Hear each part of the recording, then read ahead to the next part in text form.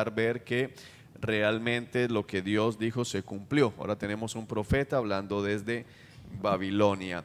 Al mismo tiempo, el hecho de que sea Babilonia el centro de atención donde se están dando los acontecimientos nos deja ver que Dios es soberano sobre todas las naciones, porque aún en Babilonia Él sigue hablando, es decir, Él está presente también en Babilonia. Dios no es un Dios como los ídolos de las naciones, que es territorial, que está sometido únicamente a un lugar, sino que ese es el Dios de todas las naciones de la tierra. Amén.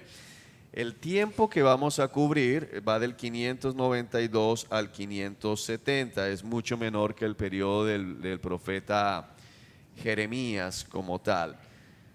Entonces, recordando, para que ustedes vuelvan a mirar allí para los exámenes y para que usted le quede el entendimiento de todos esos libros muy bien.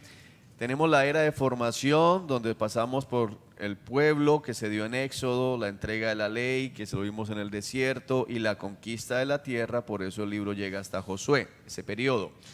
Luego la era de la teocracia, ¿se acuerda? Estuvimos en sacerdotes y jueces, que lo estuvimos viendo, el libro de los jueces, el libro de Ruth y el libro de Samuel. Y luego entramos en la era de la monarquía, donde tenemos también a Samuel, viendo a Saúl como el primer rey. Luego tenemos a David y por último a Salomón, que es el último del reino de la monarquía unida, 120 años, que va a terminar con la muerte de Salomón. Y en ese relato entonces vamos a ubicar aquí a Ezequiel. Entonces 120 años unidos, 209 años divididos. Tenemos al reino del norte, Israel, y al reino de Judá, al reino del sur, ¿de acuerdo?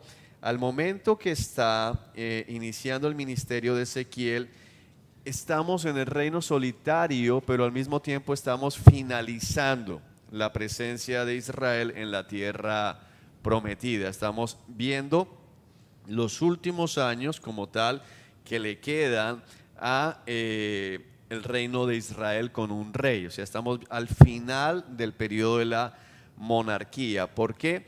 Porque Ezequiel va a empezar su ministerio aquí 593, 592, y el exilio final se da en el 586. ¿Qué significa eso? Tenemos básicamente 7 años, entre 7 y 6 años de vida de monarquía, porque en el 586, como ya lo estudiamos en Jeremías otra vez, ¿se acuerdan?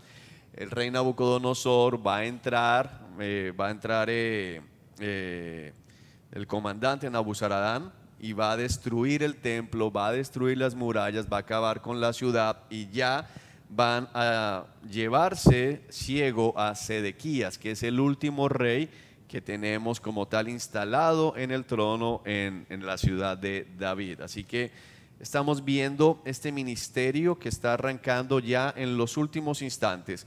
Es importante entender, hermanos, que Ezequiel inicia su ministerio siendo él también uno de los cautivos, es decir, él también está siendo llevado por Nabucodonosor. Él es exiliado a Babilonia, él es uno de los exiliados en Babilonia, y como cautivo, y desde la perspectiva de un cautivo, él va a hablar. Y eso es importante para nuestro entendimiento, porque necesitamos ahorita comprender quién es este Ezequiel que está usado por el Señor para escribir el libro. Y todo su ministerio se va a dar en la cautividad, porque él va a estar trabajando hasta el 570 básicamente, y luego se escribe el libro 572, 571, pero durante este tiempo todavía Israel se encuentra cautivo en Babilonia, es decir, todo el ministerio del profeta se da en la cautividad. Ahora, vamos a ver a Daniel cuando terminemos con Ezequiel, pero es importante notar que Daniel también es cautivo, pero Daniel está en el palacio. Daniel está sirviendo con los reyes, mientras que Ezequiel está con el pueblo. Ezequiel es un sacerdote, no puede ejercer su ministerio como sacerdote, lógicamente, porque no hay templo, ¿de acuerdo? No hay tabernáculo, entonces no pueden ejercer el ministerio. Pero tenemos a dos profetas hablando al tiempo, uno desde el palacio y otro desde la plaza. Entonces tenemos a los dos hombres levantados por Dios allí. Y aquí vamos a ver la relación, bueno, del relato de Ezequiel. Vamos a mirar primero la relación de reyes y profetas, que me interesa que lo veamos. Cuando Ezequiel va a empezar aquí su ministerio, en el 593, todavía está Jeremías ministrando. Entonces tenemos a Jeremías al tiempo de Ezequiel y esto nos deja ver la gran misericordia de Dios en medio del periodo de juicio, porque tenemos a Jeremías, tenemos a Ezequiel y tenemos a Daniel hablándole al pueblo de parte de Dios justo en este periodo tan difícil. Entonces la vida de Ezequiel, él nace bajo el reinado de Josías. Jeremías ya empezó su ministerio 4 años antes. Entonces Ezequiel es un hombre que se levanta escuchando a Jeremías. Es importante entender eso, porque Jeremías, ¿dónde predicaba Jeremías? En Jerusalén. ¿Dónde estaba Ezequiel? En Jerusalén. Él es exiliado de Jerusalén. Y si usted saca cuentas, cuando Ezequiel nace, Jeremías llevaba 4 años dando su ministerio. Ahora recuerde, porque no sé, pero ¿cómo entonces es posible que todavía esté Jeremías?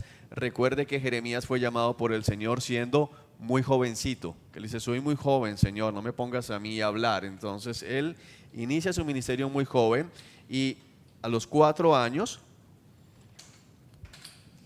va a nacer Ezequiel como tal. Entonces lo tenemos por acá ubicado en el 623, va a ser exiliado en el 597 y este dato va a ser importante para nosotros porque del 623 al 593 tenemos exactamente 30 años.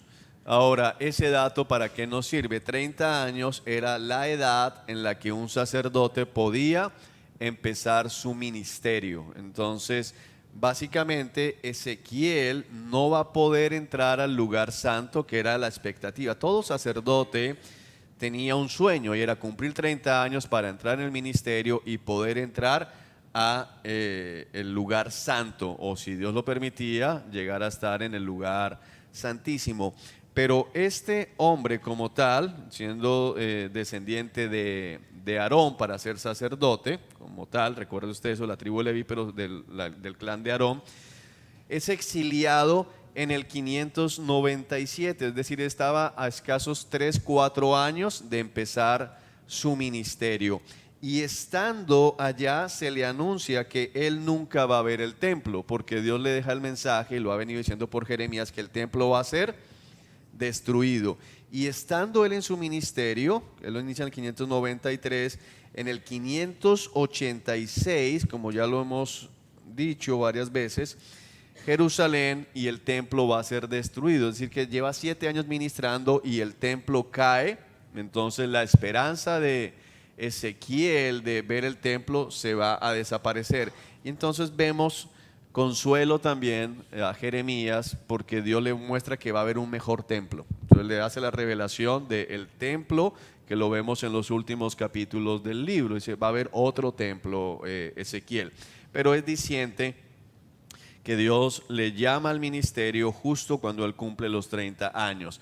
Pero tenemos que ver todo eso que está pasando, porque él vive una parte hasta el 609, es decir que tenemos 15 años básicamente de vida de Ezequiel viendo un buen rey. Y 15 años es una edad donde se han formado aquí como que qué es lo bueno, qué es lo malo, y él crece viendo a la nación bajo el reinado de Josías. ¿Y se acuerda qué pasaba en el reinado de Josías? Todo estaba bien externamente, no había idolatría. Y luego muere Josías a la edad que tiene Ezequiel ahí de unos 15 años, y empiezan todos estos reyes que los 4 hicieron lo malo delante del Señor. Es decir, que él escucha la predicación de Jeremías y escucha a Jeremías diciendo: viene juicio, viene juicio, viene juicio, pero él nunca ha vivido la idolatría. Él ha visto a Israel bien, y apenas muere Josías, entonces viene Joacás y ya tenemos idolatría nuevamente. Entonces esto nos tiene que ayudar a comprender la mente de Ezequiel, cómo fue formada. Cómo fue formado Ezequiel. Él es un sacerdote, y los sacerdotes desde pequeños están siendo entrenados para el sacerdocio. Entonces, mucho de lo que vemos en el libro, usted ve que impuro, puro, inmundo, ¿sí? Es una manera de pensar de un sacerdote, porque el sacerdote todo el tiempo está entrenado para distinguir entre lo impuro y lo puro. O sea, es una mentalidad muy sacerdotal y eso lo vemos a lo largo de el libro. Es un hombre formado para el sacerdocio, pero ahora él se está levantando y se está dando cuenta que dentro del templo hay idolatría. Y de hecho él dice, nunca pude entrar allá al lugar santo, pero Dios le va a dejar ver en visión lo que están haciendo dentro del templo de Salomón. Y dice, wow, eso es terrible. Nos estamos dando cuenta que hay ídolos dentro del templo, que es lo que el Señor le deja ver en visión a este hombre. Bueno, él escuchó la predicación de Habacuc, porque Habacuc estuvo aquí en el 609, es decir que él crece con Jeremías 15 años y a sus 15 años hay un cambio de rey, muere Josías, viene Joacás y él comienza a escuchar la predicación también de Habacuc, otra predicación muy fuerte.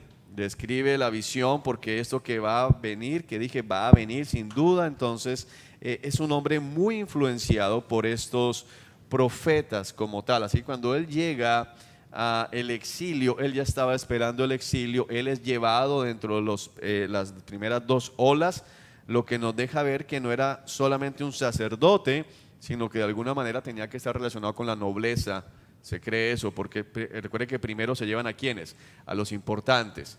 Jeremías lo dejan de último porque Jeremías no tiene nada que ver con nobles ni nada por el estilo, ¿ok?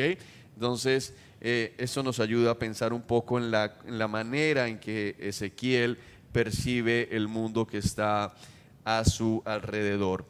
El ministerio del profeta Jeremías viene a su fin 15 años antes de que termine el de Ezequiel. Jeremías termina en el 585, un año después de la caída de Jerusalén, y Ezequiel va a estar ministrando hasta el 570, más o menos después de Cristo. Antes de Cristo, es que después de Cristo, antes de Cristo. Bueno, ahora por aquí sí miramos el relato interno del libro, de qué nos habla, entonces para que nos ubiquemos. 722, el exilio de Israel por parte de Asiria, así que el reino del norte ya no está, ¿de acuerdo?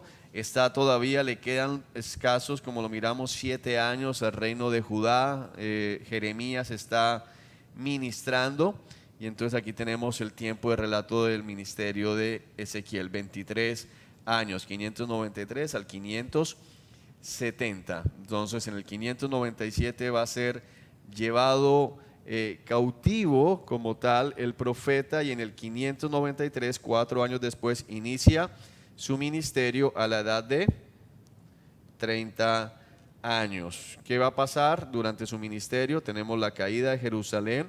Vamos a ver cómo también habla acerca de la conquista de Persia hacia Babilonia, y lógicamente los otros eventos que están relacionados con el ministerio, el retorno que inicia el 538, el templo de Zorobabel, y nos habla Ezequiel acerca de este periodo, la iglesia y el tiempo del milenio y la eternidad, recordándole siempre que milenio de acuerdo a la interpretación escatológica, la posición escatológica que cada uno pueda tener. La nuestra como seminario es que hay milenio, estamos esperando que haya milenio. Bueno, de esto, ¿alguna pregunta hasta aquí, hermanos? Que esta es la ubicación, tiempo, espacio que tenemos del libro de Ezequiel. Entonces, el contexto para nosotros es el mismo contexto de Jeremías, porque Jeremías se levanta durante el reinado de Josías. Las cosas se están haciendo bien, él nace durante el reinado de Josías y va básicamente el cambio es que cuando Jeremías se levanta, todavía están ¿en dónde? En Jerusalén. Cuando el ministerio, cuando digo se levanta como profeta, bueno, ya no están allí, están en Babilonia, es decir, que tenemos a un sacerdote en tierra pagana, rodeado de idolatría, rodeado de templos paganos, no puede llevar a cabo sacrificios, y él como sacerdote entiende algo: si no presentamos sacrificios, ¿cómo podemos ser perdonados? Y entonces es donde vamos a entender los capítulos 36, 37 del libro, donde se nos habla del valle de los huesos secos y se nos refuerza o se nos amplía la explicación y el anuncio del nuevo pacto. ¿Por qué? Porque usted es sacerdote. Usted toda la vida ha sido entrenado diciéndole: si no se presentan los pichones de paloma, si no se ofrece el carnito, el carnero, si no se ofrece el chivo, si no se ofrece el cordero, estamos condenados todos. Y ahora el templo ha caído. Entonces usted es de los que más entiende: estamos perdidos, pero Dios viene y le muestra el nuevo pacto y le dice: bueno, ya no va a ser así, no va a ser con la sangre de animales, yo los voy a lavar, yo los voy a limpiar, yo les voy a quitar el pecado, yo voy a perdonar la maldad. Entonces el nuevo pacto es dado a través o revelado a través de este profeta, porque él entiende mucho la necesidad de que algo reemplace el pacto anterior. ¿Por qué? Porque no hay forma de cumplirlo. Ya no hay tabernáculo, están cautivos, no tienen libertad, a ellos no se les permite ejercer su religión. Entonces, ¿cómo poder estar bien con Dios si no hay manera humana de poder hacerlo? Es decir, Ezequiel podría decir: ok, yo quiero ofrecer sacrificios, pero los babilonios no lo van a dejar. Y número dos, la ley mosaica es muy clara. ¿Dónde van a ofrecer sacrificios? En el tabernáculo. Y no hay tabernáculo, entonces no puedo hacerlo. ¿Cómo voy a estar bien con Dios? Y ahí es donde tenemos la respuesta. Segundo, para el pueblo el templo era muy importante, pero para un sacerdote lo era todo. O sea, la vida de un sacerdote giraba en torno al exorcista. Hacemos una extrapolación a un día como hoy. La iglesia como tal, lógicamente, es importante para toda la iglesia. No sé si me hago entender, pero para los pastores es: bueno, si no hay iglesia ahora, ¿yo qué hago? ¿Sí? Si no podemos predicar, si no podemos ahora, ¿yo qué hago? El resto de gente dirá: bueno, yo sigo viviendo mi vida en Cristo, no puedo ir a ningún lugar porque prohibieron congregarse y porque no hay forma de salir del lugar donde estoy metido. O sea, no hay forma, y Dios dice que si no es allí, que no es el caso, pero no puede hacer. Ok, yo como pastor, ¿qué hago? O sea, veo que mi vida se hizo cuadritos y más cuadritos, porque los que estaban sirviendo como pastores de ovejas de cuatro patas, los comerciantes, los agricultores, en Babilonia, ¿qué podían hacer? Lo mismo. El Señor les dice: planten viñedos, compren casas, cásense, establezcanse. Pero para un sacerdote era: ¿y ahora yo qué hago? Toda mi vida me entrenaron, ¿fue para qué? Para servir en el templo, y ya no hay templo. O sea, toda mi vida se hizo cuadritos, y entonces ahora dice: hay un mejor templo. Entonces eso nos ayuda a entender cómo Dios utiliza a este hombre al que le duele mucho más lo que está pasando en Jerusalén, para poder hablarle al pueblo y traer palabras de juicio y de consuelo. Este no es un hombre resentido, este es un hombre que cada vez que dice el templo va a desaparecer, hay un puñal que atraviesa su corazón. No sé si no es un hombre fuera de los sacerdotes, es un hombre que estaba llamado a estar allí y que nunca pudo estar. O sea, no llegó a la edad. Entonces Dios le llama al sacerdocio espiritual justo a la edad de 30 años. Entonces, bueno, miremos algunas consideraciones adicionales. El título del libro, Ezequiel, así lo tenemos tanto en hebreo como en esto que es lo que es la Septuaginta, la primera traducción de la Biblia. ¿Qué idioma? Al griego. Ok, muy bien. Septuaginta, igual. El nombre Ezequiel significa fortalecido por Dios en hebreo. Eso es lo que significa Ezequiel. Y bueno, cuando uno ve el ministerio de este hombre, se da cuenta que la única forma de que pudiese llevarlo a cabo era porque Dios lo fortalecía. Pero al mismo tiempo, el nombre del profeta apunta a lo que va a suceder, porque el libro trae mucho juicio, pero también trae mucho consuelo. O sea, los últimos capítulos de Ezequiel son promesas, es esperanza, es consuelo de parte de Dios para su pueblo. Entonces, de los hechos se llevan a cabo entre el 593, 92, hay allí algún debate, hasta el 570. y el manuscrito 571 al 565. Se cree que todo se compila lo que el profeta ha dicho. Entonces, el autor, ¿qué sabemos de Ezequiel? Era un sacerdote. Sabemos que era algo tal vez relacionado con nobleza o importante, porque es llevado con la primera oleada. Recuerde que Jeremías también era sacerdote de la tribu de Anatot, pero a él no se lo llevaron. Entonces había algo diferente con Ezequiel. ¿Qué más sabemos de este hombre que nos ayuda a entender su edad? Que nos lo deja ver el texto. Fue llevado a los 26 años, y entonces el punto cuando entiende su ministerio, como ya lo hemos dicho, a los 30 años, la edad en que empezaban los sacerdotes a ministrar. Bueno, aparte de lo que ya hemos dicho, ¿qué necesitamos nosotros saber dentro del contexto histórico? ¿Cuál es el punto? ¿Cuál es el propósito? Un problema que había en la generación de Babilonia es que ellos pensaban que los culpables de todo eran sus antepasados. Ellos se veían a sí mismos como inocentes. Es decir, no, por eso es que usted leyó allí, la gente dice, los padres comieron uvas amargas o cosas agrias, y a los hijos se les destemplaron los dientes, o les dio dentera, que es lo mismo, se les destemplaron los dientes. Ellos que decían, mira, yo soy inocente, el problema fueron mis abuelos, el problema fue mi papá, la generación de Manasés, ellos fueron los que hicieron lo malo, y mira, ahora yo estoy aquí metido en Babilonia.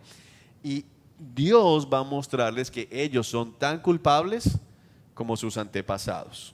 Porque como Jeremías dijo, el pecado de Manasés tiene que ser castigado. Ellos pensaban, ¿y yo qué culpa si yo no estaba con Manasés? Entonces ellos se ven a sí mismos como inocentes, y Dios a través de Jeremías les va a decir, ustedes no son inocentes. Segundo, ellos pensaban que eran mejores que los que estaban en Jerusalén. Dice, los que están en Jerusalén son los malos verdaderamente, nosotros estamos aquí, pero vamos a regresar, y Dios les va a dejar ver que no es así, que ellos son igual de malos a los que están en Jerusalén. ¿Por qué razón? Porque ellos están diciendo, ellos son los que se están rebelando contra Nabucodonosor, ellos son los que no están haciendo las cosas bien, ellos son los que están con Sedequías en el complot, nosotros no. Pero Dios les va a dejar ver que no son inocentes y que ellos merecen el castigo. El punto es que ellos están viendo a Dios como culpable. Entonces es como, no sé si alguna vez te ha pasado, tienes una situación con alguien y tú tienes la razón verdaderamente, no es que tú creas en ella, sino que tú tienes la razón, tú eres la parte agredida, pero el agresor ahora está en el papel de víctima. El agresor ahora está diciendo, no, pero es que la culpa es tuya. Y entonces eso me recuerda cuando me ha tocado atender consejerías matrimoniales donde hubo adulterio, y el adúltero viene así, no, pero es que tú un día no me felicitaste, y tú un día, entonces, ven, espérate, el problema es más grave de lo que estamos hablando. Tú fuiste adúltero. O sea, lo otro podemos mirarlo, pero no es. Y aquí lógicamente Dios no tiene pecado, pero ellos están hablando de una manera como que, bueno, Dios es el culpable de lo que nos está pasando, nosotros somos unas víctimas inocentes. Y Ezequiel les va a decir, ustedes no son ningunas víctimas. ¿Y cómo lo va a hacer? Permitiéndoles ver los pecados ocultos. Entonces, es muy diciente para nosotros, y tenemos que leer Ezequiel así. ¿Qué quiere mostrar el Señor cuando hay gente diciendo, pero ¿por qué Dios va a destruir si allá está el templo del Señor y todo esto? ¿Y cómo es que Dios va a permitir que vengan los babilonios, paganos, en fin, incrédulos? Dios va a decirle al profeta, ok, vamos a mirar dentro del templo. ¿Y se acuerda usted que encontramos dentro del templo? Mujeres adorando a los ídolos, hombres y mujeres sollozando por Tamuz, postrándose ante el sol, animales pintados por las paredes, idolatría. Pero el ver lo que hay al interior del templo físico de Salomón nos debe llevar a nosotros a pensar a ellos primeramente en qué hay dentro de sus corazones. Es decir, por fuera el templo, ¿cómo se veía? Como un templo dedicado ¿a quién? A Jehová. Pero por dentro estaba realmente dedicado ¿a quién? A los ídolos. Y lo que está pasando con ellos es algo muy similar. por fuera se veían dedicados a Jehová, pero por dentro en sus corazones realmente a quién adoraban. Tenían sus dioses o se adoraban a sí mismos. Y cuando vemos Ezequiel lejos de nosotros, tenemos que pensar si no es lo mismo. Puede que por fuera se vea como que, ay, mira qué cristianos, pero cuando miran los corazones, mira todo lo que hay allí. Entonces ya no somos inocentes. Ahora decimos, Señor, ten misericordia. Y el punto de Ezequiel es llevar al pueblo a entender, están bajo el juicio de Dios porque Dios es justo. Ustedes merecen estar bajo juicio. Entonces cuando Dios castiga, Dios está siendo justo. Porque el templo simplemente está revelando lo que pasa dentro de sus corazones. Y como iglesia, pues es todavía peor, porque nosotros somos, según el Nuevo Testamento, el templo del Espíritu Santo. Y miramos muchas veces dentro de esos corazones que por fuera se ve todo bien y decimos, wow, es lo mismo que hay en los corazones de aquellos que no siguen a Cristo abiertamente. Bueno, por otro lado, el libro surge en medio de los falsos profetas, que lo estudiamos en Jeremías, ¿no? ¿Qué había en Jerusalén? Falsos profetas. ¿Qué había en Babilonia? Falsos profetas diciendo paz, paz, todo está bien, Dios no está enojado, Dios está contento, Dios simplemente permitió eso, pero ya vamos a volver, ya merito nos vamos, vamos a castigar a estos babilonios. Pero Dios va a decir, no es verdad.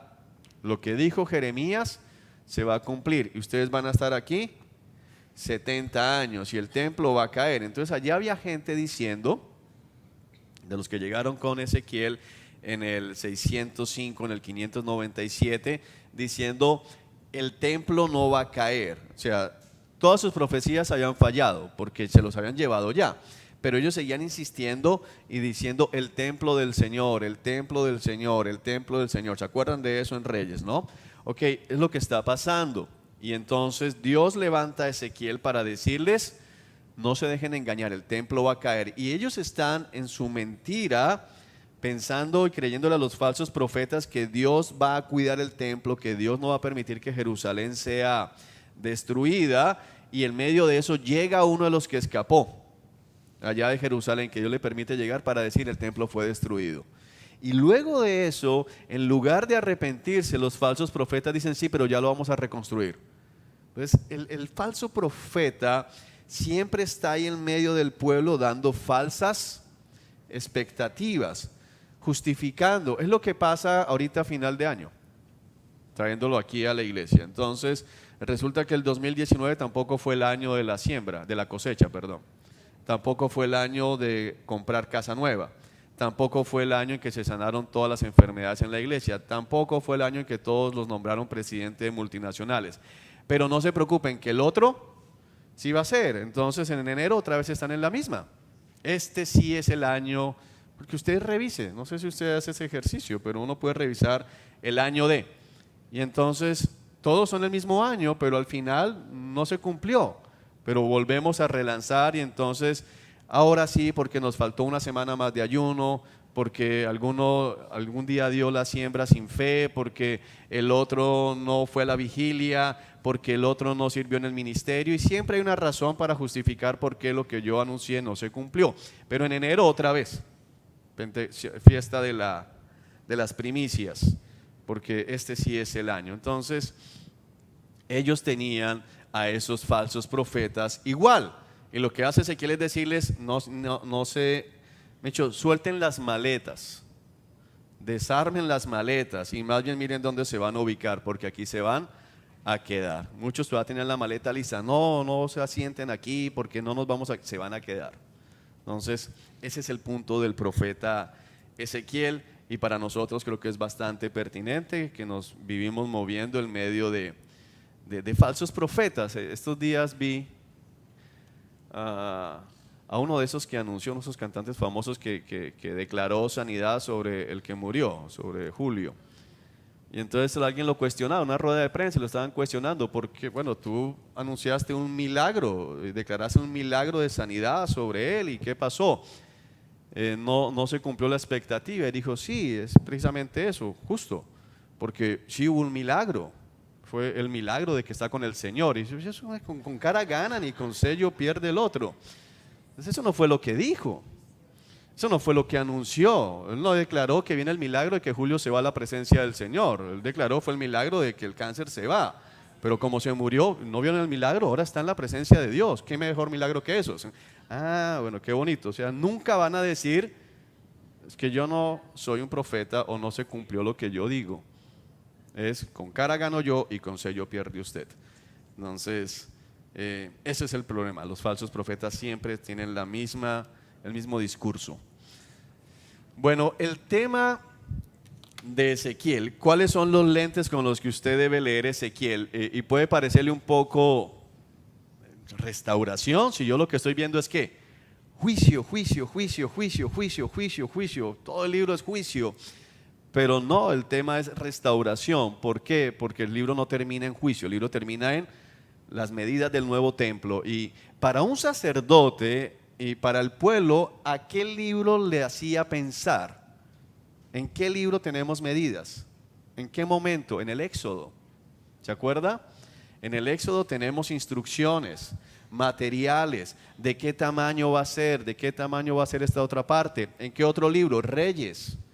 Sí, para ellos podían pensar en Samuel, David recibiendo los planos de parte de Dios de cómo debía ser el templo que iba a construir. Entonces esto es esperanza. Si Dios está dando el listado de materiales, si Dios está dando medidas y le está diciendo al profeta en una visión, mide, calcula, así va a ser el atrio, el lugar para los sacerdotes, el lugar santo, todo es restauración. Es decir, Dios está castigándolos, y cuando todo está destruido, porque en el capítulo 33, si no me falla la memoria, 32, se nos narra la noticia de que Jerusalén ha caído. Justo en ese momento el templo es destruido. El siguiente capítulo, ¿qué dice?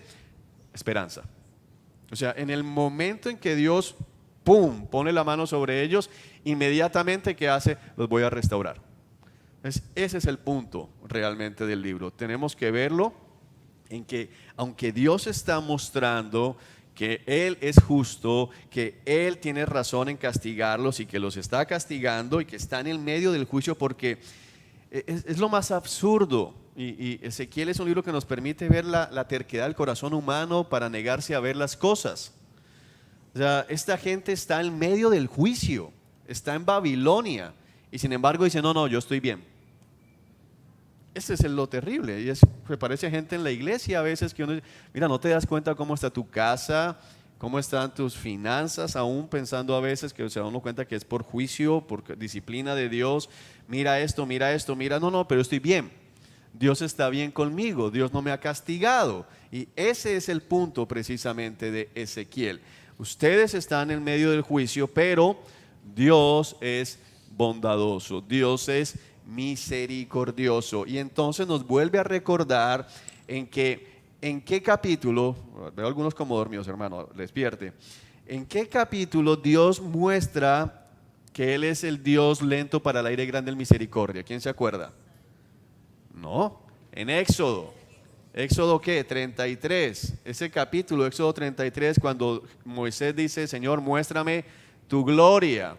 Y entonces lo esconde en una roca y él pasa pregonando. Dios pregona, el Señor Jehová, lento para la ira, grande en misericordia.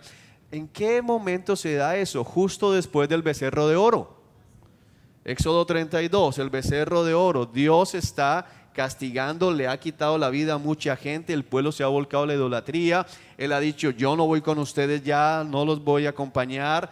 Entonces, en ese momento de gran tragedia, el que anuncia, yo soy el Señor misericordioso. Y es lo mismo que vemos aquí en Ezequiel. Para ellos, como israelitas, la relación era muy clara. Dios muestra misericordia.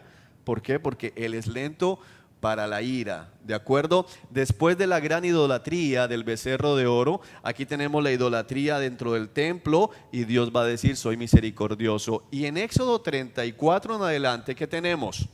Las medidas del tabernáculo, las instrucciones. Entonces, ¿qué está pasando en Ezequiel? Lo mismo.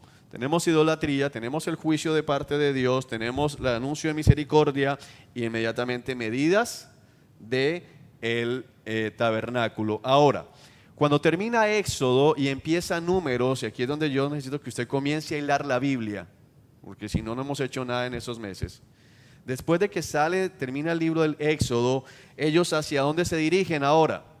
¿Para dónde van caminando? Después de que salen del monte Sinaí, el libro de Números, ¿para dónde van? Para la tierra prometida. Muy bien, van para la tierra prometida. Y ahora en la tierra prometida, ¿qué se les dice? Leche y miel corriendo, tierra de bendición. Ezequiel, ¿qué está mostrando? La nueva tierra.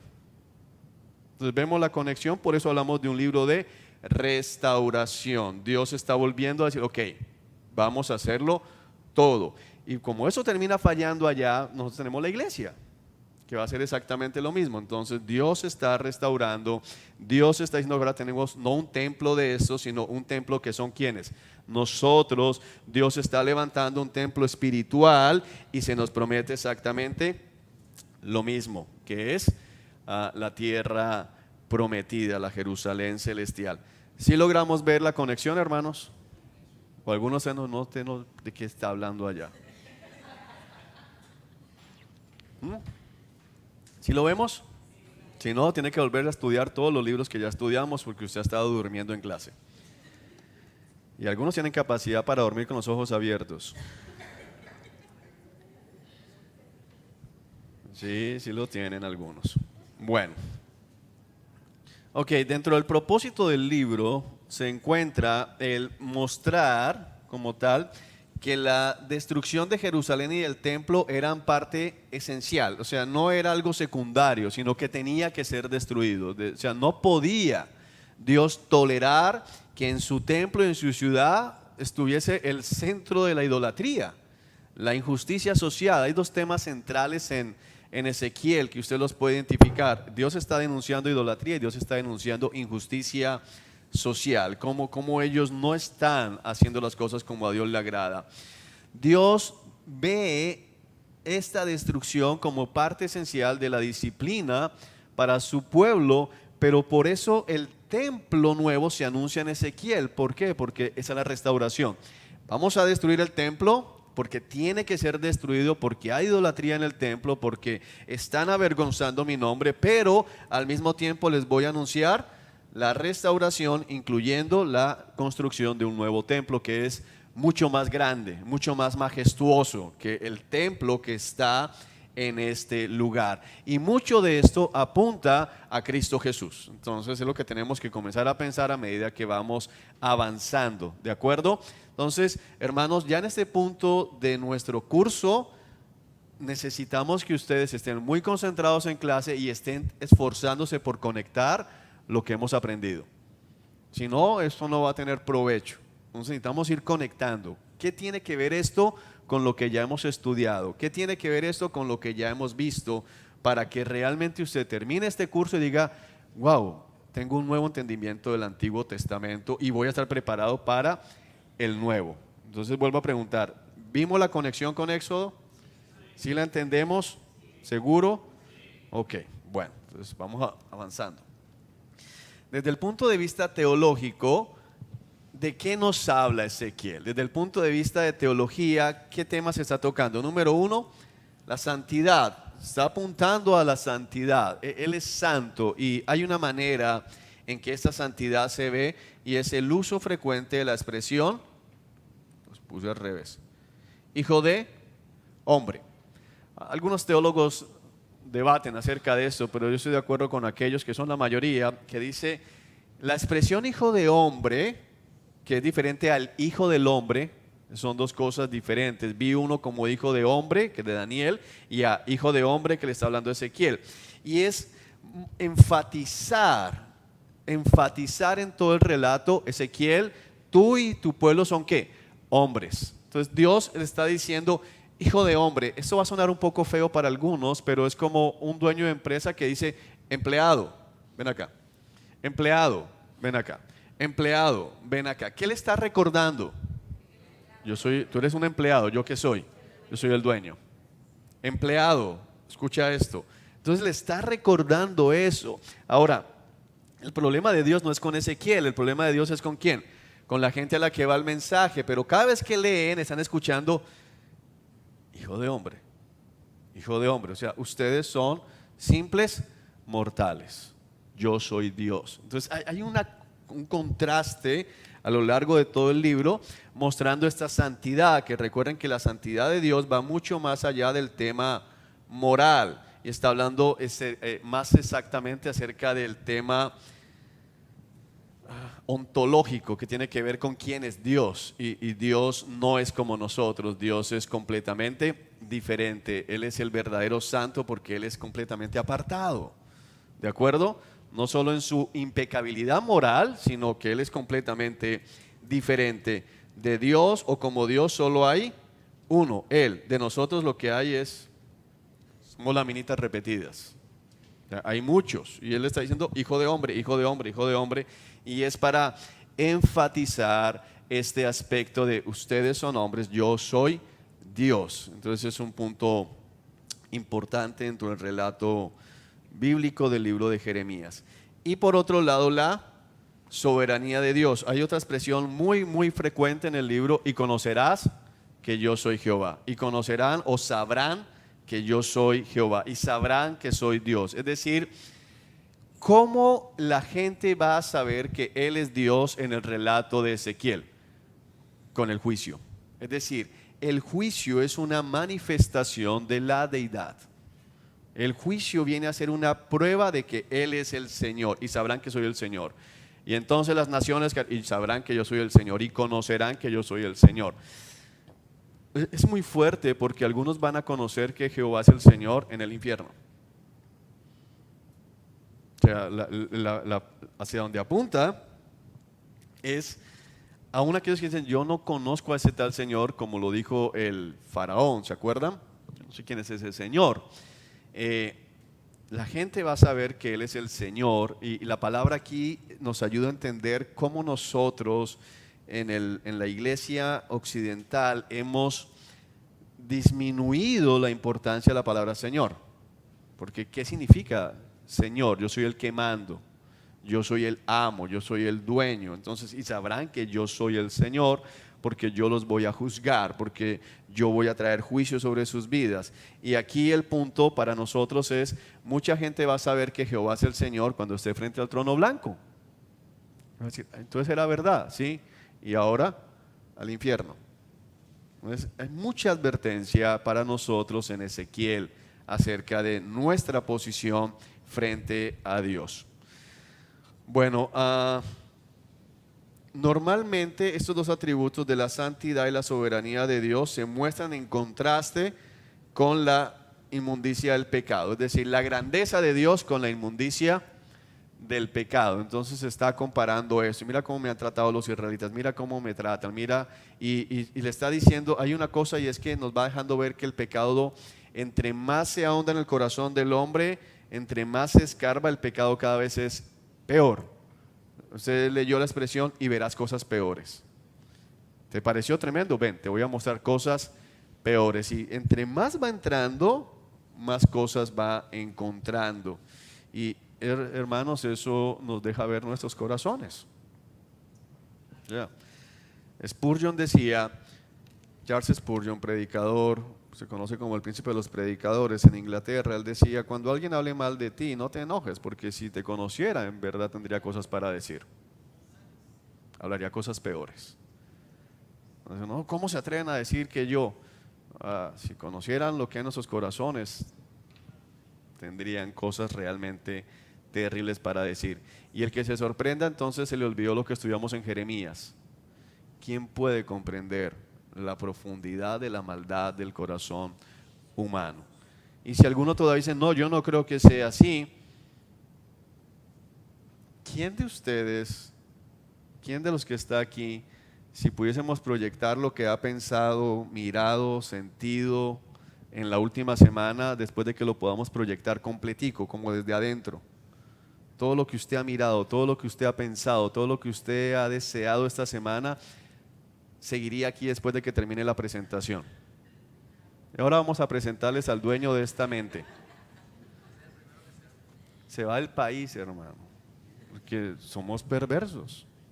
Lo que pasa por nuestras mentes es terrible, no lo llevamos a cabo por la gracia de Dios, que el Espíritu Santo nos contiene.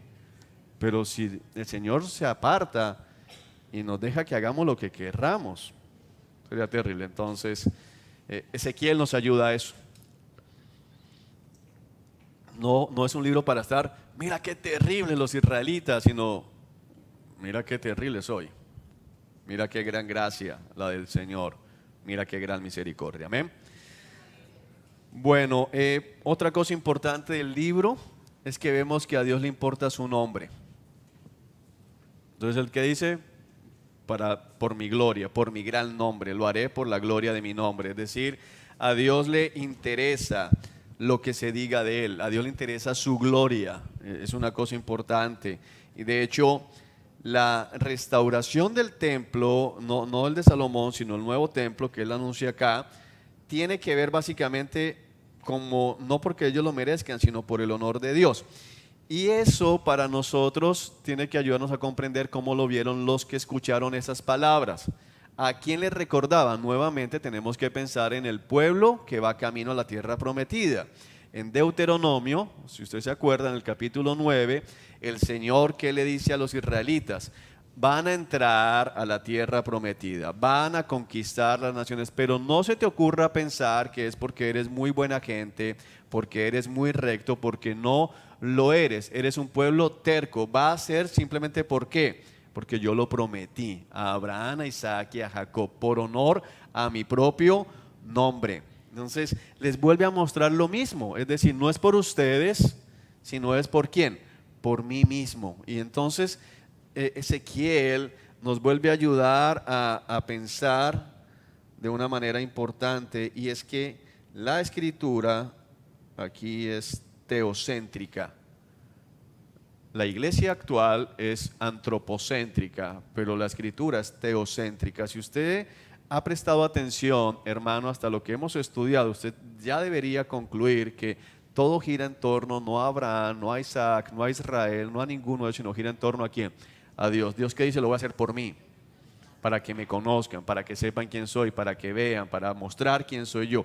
Él se está revelando a sí mismo y está redimiendo un pueblo, ¿para qué? Para su gloria, un pueblo que le dé gloria a Él. O sea, toda la Biblia gira en torno a Dios, eso es lo que significa teocéntrico. Pero nosotros hemos sido levantados en una generación donde todo gira en torno al hombre, antropocéntrico, donde pensamos que Dios gira en torno a nosotros, donde que, bueno, Él fue a la cruz para salvarme a mí. Y no entendemos que va a la cruz y el efecto es que somos salvados, muchos de nosotros, pero Él va a la cruz para redimir un pueblo, ¿para quién? Para sí mismo. Es tremendo. O sea, el Hijo va a la cruz para honrar al Padre, para mostrar que el Padre no ha fracasado, y el Hijo va a la cruz y el Padre levanta la iglesia con el Espíritu Santo para darle un regalo al Hijo. Porque eso es lo que dice el Nuevo Testamento. La iglesia es un regalo que el Padre le da al Hijo. Entonces no es por nosotros, sino nosotros somos un regalo del Padre al Hijo, porque todo es teocéntrico, es decir, girando en torno a Dios. Él es el héroe de la historia. Y no, para mí es lo más importante, más que entrar en versículos, que ustedes logren entender esto, hermanos. Más que el héroe de la historia porque nos salva, es el héroe de la historia porque todo gira en torno a Él. O sea, si queremos ver, los créditos son para Él. ¿Sí? ¿A quién quieren que conozcan? A Él. O sea, Él se está dando a conocer, Él es Dios, y no porque tenga complejo de baja autoestima, como algunos blasfemos han llegado a sugerir. Cuando leen la Biblia y logran entender eso y dicen, entonces tienen que ser un Dios de baja autoestima. No, es el único Dios. Y entonces está reclamando algo que lo tiene por derecho propio. Reconozcan que yo soy Dios. O sea, ustedes existen porque a mí se me antojó. Y cuando yo pienso que se muera alguno, se muere. Cuando uno lee estos textos y va a textos como Hebreos, que tiene un sabor judío también, de Antiguo Testamento, no puede menos que sorprenderse cuando lee Hebreos capítulo 1 y dice: el Hijo sostiene todo con el poder de su palabra. El universo sostenido con la palabra de Cristo. O sea, Cristo quita su palabra y ¡puf!, todo se acaba. O sea, si el Señor llegase a pensar en que alguno de aquí se muera, se muere. Es una cosa increíble, como algunos dicen: Cristo tuvo que haber pecado aunque sea de pensamiento. No pudo, porque si hubiese pecado de pensamiento, no solamente la salvación no se da porque sería culpable, sino que lo que Él piensa se hace realidad, porque es Dios. ¿Me hago entender?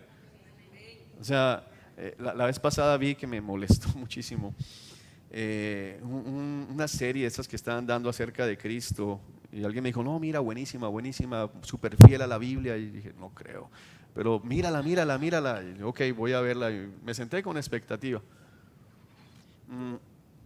Primer capítulo arrancan en el juicio, porque era una serie sobre el libro de los Hechos, y entonces arrancan en el juicio de Cristo.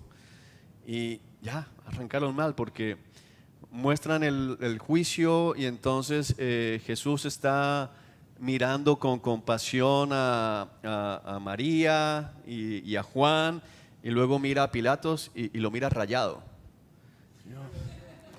No entienden. Si él mira a Pilato así, Pilato desaparece, le cae un rayo, se abre la tierra. Este es Dios, que si mira a alguien rayado, ya, o sea, no tiene que pronunciar palabra, porque es Dios. ¿Sí me hago entender? Entonces, tenemos que entender que todo gira en torno a Él. Ese es el punto. Nosotros no podemos pensar de una manera diferente. Y cuando usted entiende eso, hermano, la Biblia cobra vida. Bueno, ¿qué más seguimos viendo? Israel es infiel, pero a pesar de eso, Dios va a honrar el pacto. Entonces, fíjense cómo el libro de Génesis, si es una historia de mitos, todo lo demás se cae. ¿Se acuerda que lo hablamos en Génesis? El rescate que tenemos que tener por la verdad de Génesis y por la historicidad literal de Génesis. Porque todo lo que está pasando, ¿por qué pasa? Porque a este hombre que Dios llamó después de la caída de la torre de Babel, que confundió los idiomas, Dios le hizo una promesa en el capítulo 12. Te voy a bendecir, te voy a dar una descendencia numerosa, y tu descendencia va a heredar esta tierra. Entonces, todo esto es para que Dios cumpla su promesa, no por Abraham, sino por ¿quién? Porque Dios lo prometió. Entonces, yo voy a cumplir.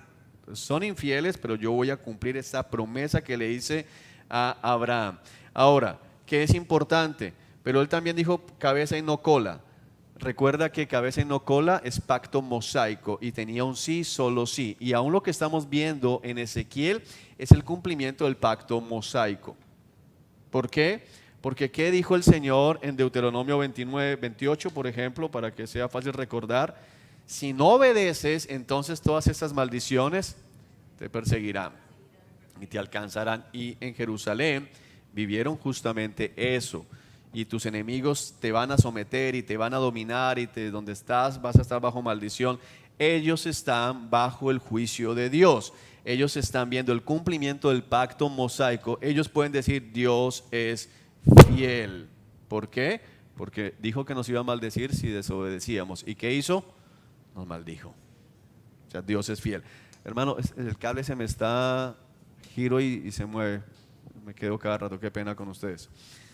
Entonces Dios es fiel, pero también Dios va a ser fiel para honrar el pacto abrámico, y anuncia el reino milenial. Un momento, hermanos.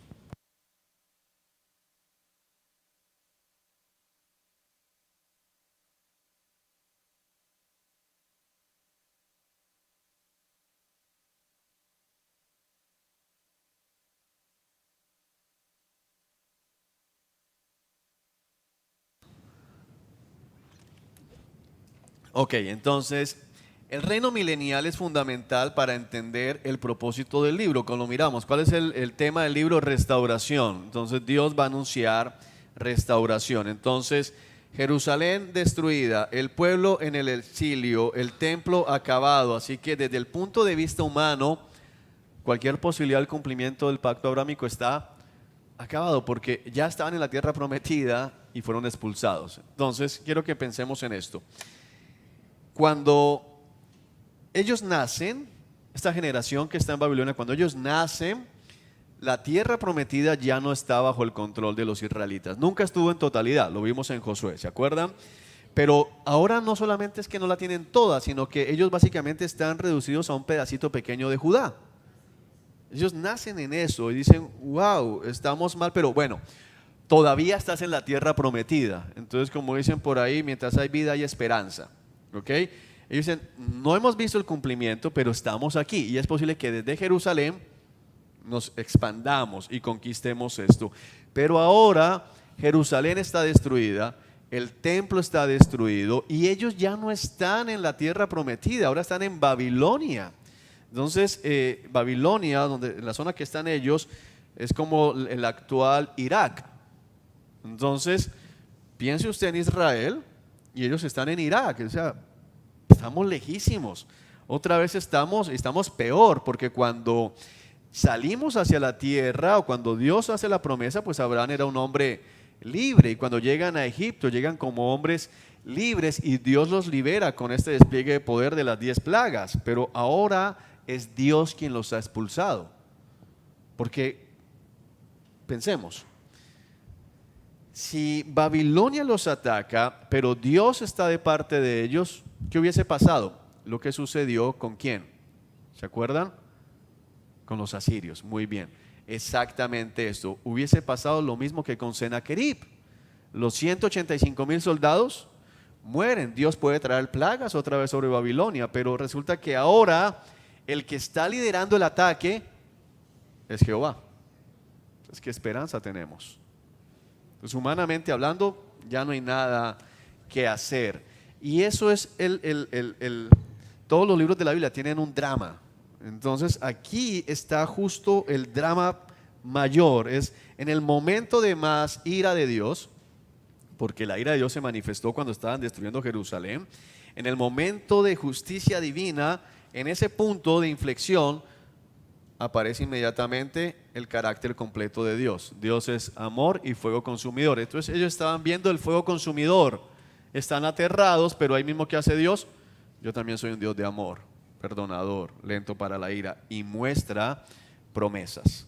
Eso es lo que tenemos en Ezequiel, básicamente. Si usted entiende eso, lo demás podríamos irnos para la casa, porque ese es el punto de Ezequiel, ver que este es un libro de restauración.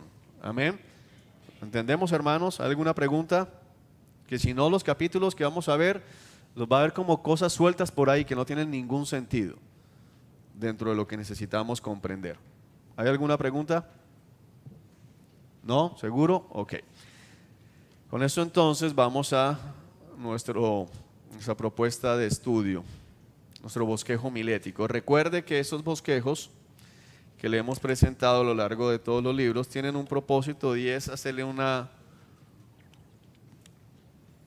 propuesta de cómo podría usted estudiar el libro y cómo podría enseñar el libro a otros. ¿Cuál sería la mejor manera de abordar el libro, un estudio? Entonces podemos hacer una división grande en dos cosas y son condenación del capítulo 1 al 32 y consolación del 33 al 48. Aunque todo el tema es restauración, entendemos que no puede haber restauración si no hay condenación de que eso es restaurado. Y nos ayuda incluso a comprender la necesidad en el Evangelio de anunciar la condena, para que al verse condenados entiendan la necesidad de un Salvador. ¿Sí? Ahora, ¿cómo lo vamos a dividir estos mismos libros aquí? 1 al 3, el llamado de Ezequiel. 4 al 24, juicio de Judá, es decir, es un libro larguísimo en juicio sobre Judá. Juicio, juicio, juicio, juicio todo el tiempo. Y 25 al 32, juicio sobre las naciones. Ahora, no es lo mismo emitir juicio sobre las naciones estando en Jerusalén que estando en Babilonia, porque en teoría, bueno, este no es el Dios de esta ciudad, Él no es el Dios de este país, de esta nación, pero Él es el Dios de todas las naciones. Y entonces, lo que va a decirles allí es, no se equivoquen, yo sigo siendo Jehová. Y este pueblo también me pertenece, los babilonios, y yo voy a juzgar a todas las naciones. Anuncia juicio a las naciones que quedaron en la tierra prometida. Entonces, bueno, justicia de Dios. Y luego tenemos la restauración de Israel, el anuncio de la restauración y capítulos del templo en el periodo milenial. Entonces se hace mucha referencia aquí al milenio. Dentro de esto tenemos el anuncio más claro, de hecho es más claro aquí que en Jeremías, aquí tiene más detalles del nuevo pacto. Okay. Bueno, ya con esto en mente vamos a irnos a la vista panorámica. Entonces, tal vez algunos van a salir decepcionados con lo que les voy a decir. Algunos están esperando que les diga qué significan las ruedas y los ojos que están y los seres que se ven, las 4 caras y todo esto que vemos por todo lado. Pero si yo voy, hay un problema que tenemos. A ver, algunos piensan que no es importante hablarle a la gente si voy a predicar de una manera que ellos entiendan, y entonces dicen, no importa, como sea, yo puedo hablar. Y eso es un error. Yo tengo que pensar, la gente con la que voy a hablar, ¿cómo entiende las palabras que yo utilizo? ¿Qué significan para ellos las palabras que yo utilizo? Y puedo hacer uso de la cultura para transmitir verdades. Entonces, eso se lo vemos haciendo a Pablo cuando llega a Atenas. Dice, ciudadanos atenienses, veo que ustedes son religiosos. He visto muchos altares por toda la ciudad. Ahora, el texto dice que Pablo estaba indignado en su corazón por ver la idolatría de la ciudad. Dice, y vi un altar que está a un Dios desconocido. Ese Dios que ustedes no conocen es el Dios verdadero, y va a utilizar lo que está pasando en Atenas para explicarles la verdad. Eso se llama contextualización y es bíblica y es necesaria. El otro problema es cuando permitimos que la cultura domine lo que yo voy a enseñar. Eso es otra, entonces me voy a poner aquí como vestido de rapero, lo que sea, para poder, es otra cosa distinta. ¿Ok? Entonces, lo que está pasando en el capítulo 1, la descripción que hace Ezequiel en el capítulo 1, nos puede hacer perder de vista lo que está transmitiendo realmente el profeta. Es decir, estos seres con cabezas de animales y todo esto, ¿de dónde los saca Ezequiel? Los saca de la visión que Dios le da. Pero ¿por qué utiliza Dios esa visión? Porque eso es lo que había en Babilonia. Entonces vamos a mirar unas gráficas que nos pueden ayudar a entender un poquito esto. Estas imágenes son de figuras talladas que se encuentran en ruinas de Babilonia. Entonces lo que tenemos aquí son imágenes así. Entonces tenemos imágenes de seres humanos con cabezas de león que estaban en los templos babilónicos a lo largo y ancho del imperio babilónico. Tenemos figuras que han encontrado los arqueólogos de figuras humanas con cabezas de toros, también en sus ruinas y en sus reliquias como tal. Tenemos algunos con cabezas de águilas, entonces se encuentran en todo lo que son las ruinas arqueológicas de Babilonia. Tenemos divinidades, dioses de ellos representados sobre seres alados como los querubines. Entonces, si se están dando cuenta, tenemos muchas figuras de dioses cubiertos con ojos por todo lado. Esas figuras ya estaban en Babilonia. Las ruinas arqueológicas han encontrado estas representaciones, ojos por todo lado, la forma de querubines, leopardos y cosas por el estilo que estamos viendo acá. Entonces, lo que tenemos que entender es que esos eran sus dioses. ¿Y qué va a hacer Dios? Lo mismo que hizo en Egipto. Entonces Él comienza a traer plagas y cada plaga tiene un propósito, y es mostrar que eso no son ningunos dioses, yo soy el verdadero Dios. Aquí los israelitas llegan y comienzan a ver todos estos dioses y para algunos son como que, bueno, tal vez este Dios es más fuerte porque mira, vencieron, y Dios se manifiesta y les deja ver una visión a Ezequiel que él la va a relatar con todas estas figuras para decir, yo soy el verdadero Dios. Entonces el punto no es tratar de entender qué significan los ojos, la cabeza de león, y algunos se han dado a tratar de buscar simbología con todo eso y hacen unas cosas bastante creativas, pero no son el propósito. Entonces no estamos llamados a descifrar.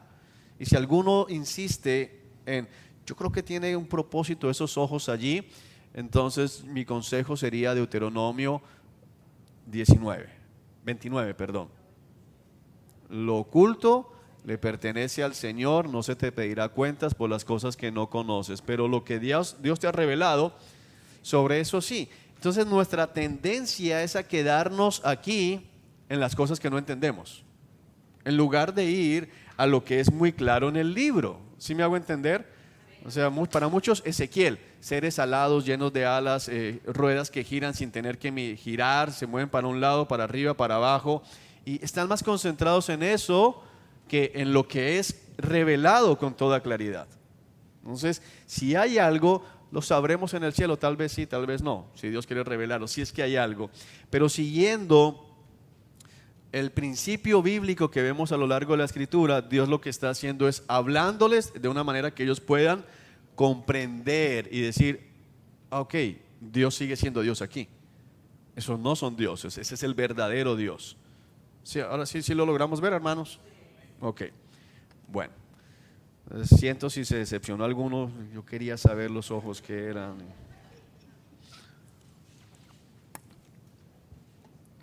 Ya teniendo claro eso, entonces podemos irnos al capítulo 3, versículo 17. El centinela de Jehová. ¿Cuál es el ministerio? La voz me dijo, está hablando Ezequiel lógicamente, hijo de hombre, come lo que te doy, cómete este rollo, luego ve y transmite el mensaje a los israelitas. Así que abrí la boca y él me dio a comer el rollo. Llénate el estómago con esto, me dijo. Al comerlo sentí un sabor tan dulce como la miel. Y luego me dijo, hijo de hombre, ve a los israelitas y dales mis mensajes. No te envío a un pueblo de extranjeros que habla un idioma que no comprendes. No te envío a gente que habla un idioma extraño y difícil de entender. Si te enviara a esas personas, ellas te escucharían. Pero los israelitas no te escucharán a ti como tampoco me escuchan a mí. Pues todos y cada uno de ellos son tercos y duros de corazón. Sin embargo, mira, te he hecho tan obstinado y duro de corazón como ellos. Aquí hay que aclarar dos cosas. La obstinación y dureza de corazón de Ezequiel no tiene que ver con que lo va a hacer pecador, porque la obstinación y dureza de corazón del pueblo es pecado.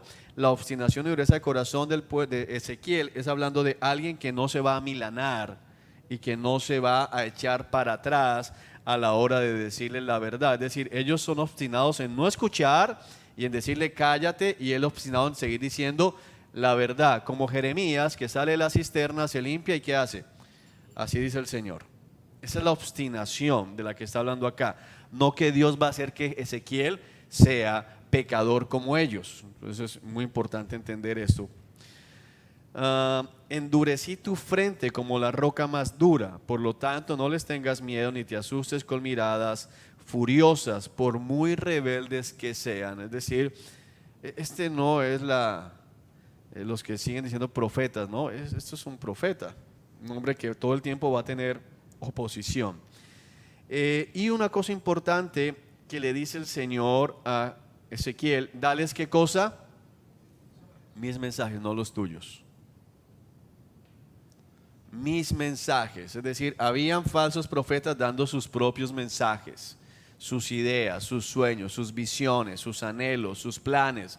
Pero Dios le dice a Ezequiel, ve y dales mis mensajes. El profeta es simplemente un parlante.